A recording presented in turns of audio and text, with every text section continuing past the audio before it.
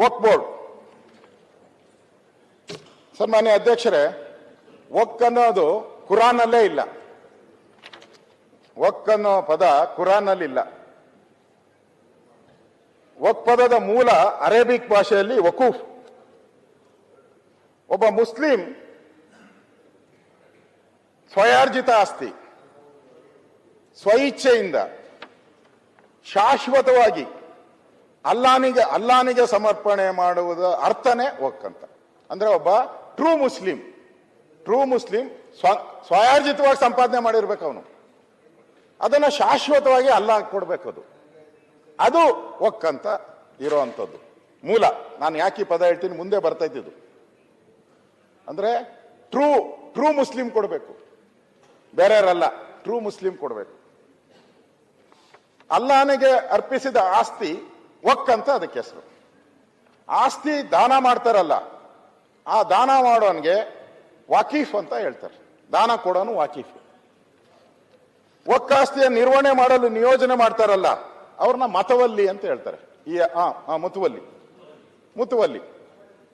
ಮುತುವಲ್ಲಿ ಅಂತ ಹೇಳ್ತಾರೆ. ಅದನ್ನ ನಿರ್ವಹಣೆ ಮಾಡೋರು ಮುತುವಲ್ಲಿ ಅಂತ.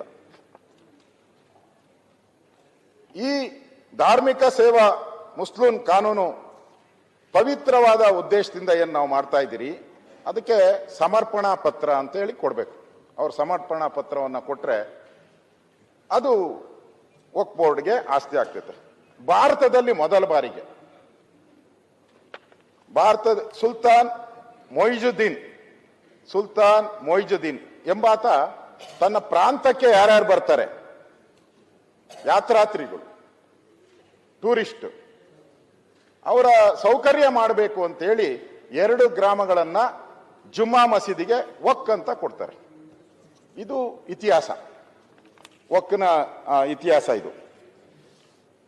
ಮುಸ್ಲಿಮರು ದಾನ ಕೊಡೋದಕ್ಕೆ ನಮ್ದೇನು ಅಬ್ಜೆಕ್ಷನ್ ಇಲ್ಲ. ದೇ ಹ್ಯಾವ್ ಎ ರೈಟ್ಸ್ ಕೊಡೋಕ್ಕೆ, ಅವ್ರಿಗೆ ಪೂರ್ತಿ ರೈಟ್ಸ್ ಇದೆ, ಕೊಡ್ಬೋದು, ಆರಾಮ್ಸೆ ಕೊಡ್ಬೋದು. ನಮ್ಮಲ್ಲೂ ಕೊಡ್ತಾರೆ. ನಾವು ಹಿಂದೂಗಳು ಎಲ್ಲರೂ ನಾವು ಕೊಡ್ತೀರಿ. ನಮ್ಮ ಮಾಗಡಿ ಬಾಲಕೃಷ್ಣನೂ ಕೊಟ್ಟಿದ್ದಾರೆ ದೇವಸ್ಥಾನಗಳಿಗೆಲ್ಲ, ನಾವು ಕೊಡ್ತೀರಿ, ಇಲ್ಲ ಅಂತಲ್ಲ ಅದ್ರದ್ದೇನು. ಆದರೆ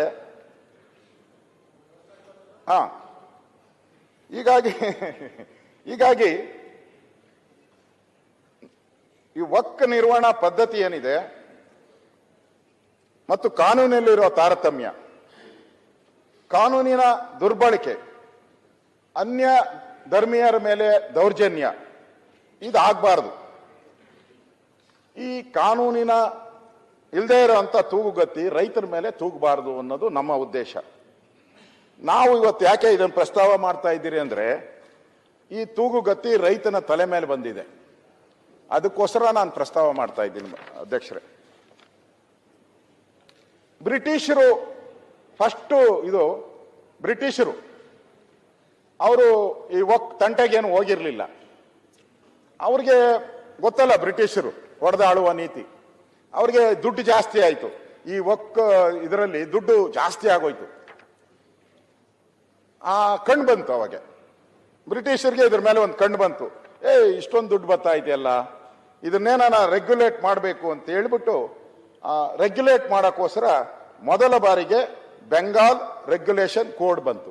ಫಸ್ಟ್ ಬೆಂಗಾಲ್ ರೆಗ್ಯುಲೇಷನ್ ಕೋಡ್ ಅನ್ನ ಜಾರಿಗೆ ತಂದರು ಬ್ರಿಟಿಷರು. 1810ರಲ್ಲಿ ಮದ್ರಾಸ್ ಪ್ರೆಸಿಡೆಂಟಿ, ಮದ್ರಾಸ್ ರೆಗ್ಯುಲೇಷನ್ ಕೋಡ್ ಅದನ್ನು ತಂದ್ರು. ಏನಕ್ಕೆ? ಹಣ ನಿರ್ವಹಣೆ ಮಾಡೋಕ್ಕೋಸ್ಕರ. ಅಷ್ಟೊಂದಕ್ಕಾಗಲೇ ಕಂಪ್ಲೇಂಟ್ಗಳು ಶುರುವಾಯಿತು. ಈ ವಕ್ ಆಸ್ತಿಯನ್ನ ಸರಿಯಾಗಿ ನಿರ್ವಹಣೆ ಮಾಡ್ತಾ ಇಲ್ಲ, ಹೊಡಿತಾ ಇದ್ದಾರೆ, ಲೂಟಿ ಹೊಡಿತಾ ಇದ್ದಾರೆ. ಅದಕ್ಕೋಸ್ಕರ ಅವರು ಈ ಮದ್ರಾಸ್ ರೆಗ್ಯುಲೇಷನ್ ಕೋಡ್ ಅನ್ನ ಬ್ರಿಟಿಷರು ತಂದ್ರು. ಪ್ರಾಪರ್ ಅಕೌಂಟ್ ಮಾಡಬೇಕು, ಸರಿಯಾದ ದಾಖಲೆಗಳು ಇರಬೇಕು ಅನ್ನೋದು ಒಂದು ಬ್ರಿಟಿಷರ ಇದು. ಹೀಗೆ ಭಾರತದಲ್ಲಿ ಮೊದಲ ಬಾರಿಗೆ ವಕ್ಫ್ ಬೋರ್ಡ್ ರಚನೆ ಆಗಿದ್ದು 1913. 1913ರಲ್ಲಿ ವಕ್ಫ್ ಬೋರ್ಡ್ ಅನ್ನೋದು ರಚನೆ ಆಯಿತು ಭಾರತದಲ್ಲಿ. ಇವರೆಲ್ಲ ಮಾಡಿರೋದು.